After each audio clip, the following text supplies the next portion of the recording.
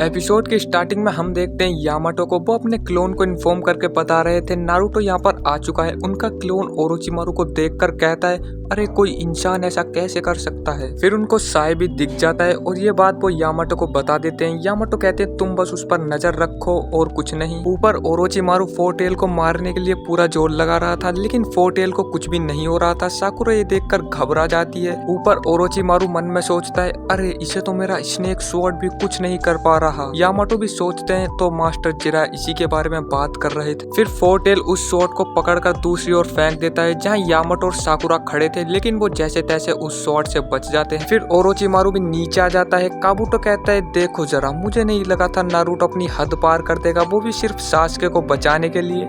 तभी फोरटेल बहुत जोर से चिल्लाने लगता है। फिर हम देखते हैं साकुरा की आंखों में से आंसू आने लगते हैं और वो फोरटेल की तरफ दौड़ने लगती है। यामाटो उसे रोकने की कोशिश भी करते हैं, लेकिन वो नहीं रुकती और वो भागते हुए कहती है, तुम्हें कोई जरूरत नहीं है सासुके को वापस लाने की, उसे मैं खुद वापस ले आऊंगी, तुम बस रुक जाओ। और वो भागते हुए नीचे गिर जाती है। तभी हम देखते हैं फोरटेल उस पर अटैक करने वाला था। फिर हम देखते हैं ओरोचिमारू को, वो नीचे आता है और फिर से अपनी बॉडी चेंज करने लग जाता है और कहता है, जैसा मैंने सोचा था ये बॉडी कमजोर हो गई है, लेकिन मुझे बस थोड़ा इंतजार करना होगा क्योंकि मेरे पास ऑलरेडी सासुके है। उधर ब्रिज पर हम देखते हैं फोरटेल ने साकुरा पर अटैक कर दिया था। तभी यामाटो अपने वुड स्टाइल का यूज करते हैं और फोरटेल को बांध देते हैं। अब फोरटेल हिल नहीं सकता था। फिर हम देखते हैं साकुरा को, वो बेचारी घायल जमीन पर पड़ी थी। तभी काबुटो उसकी तरफ बढ़ने लगता है, लेकिन यामाटो उसे पकड़ लेते हैं और उससे कहते हैं उसे छूना भी मत। तभी काबुटो कहता है, मैं उसे मारने नहीं, मैं तो उसकी मदद करने जा रहा था। यामाटो कहते हैं, क्या मतलब तुम्हारा। फिर काबुटो अपने मेडिकल निंजा से साकुरा को हील करने लगता है और कहता है,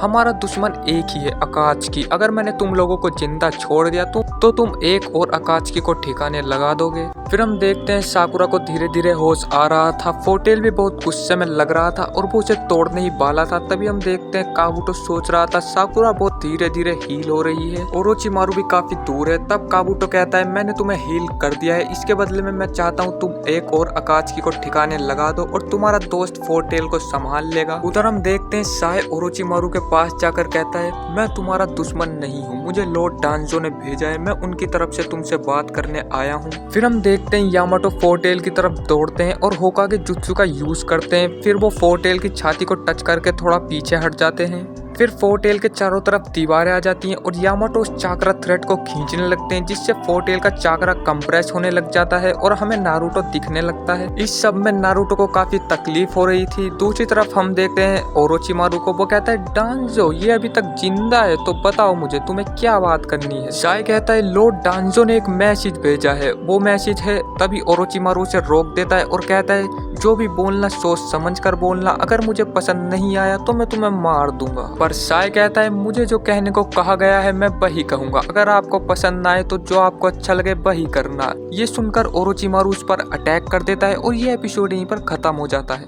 तो अगर आपको नेक्स्ट एपिसोड देखना है तो हमारे चैनल को सब्सक्राइब कर लेना, और अगर आपने पिछले एपिसोड अभी तक नहीं देखे हैं तो डिस्क्रिप्शन बॉक्स में आपको लिंक मिल जाएगा। मिलते हैं आपसे नेक्स्ट वीडियो में।